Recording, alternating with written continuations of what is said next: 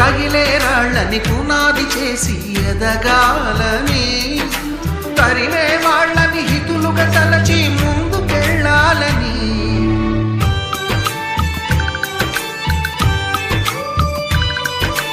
కన్నుల నీటిని కలల సాగుకై వాడుకోవాలని,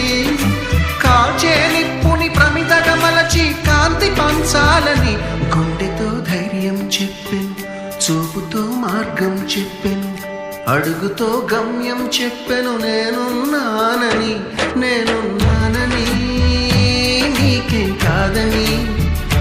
నిన్నటి రాతని మార్చేస్తానని.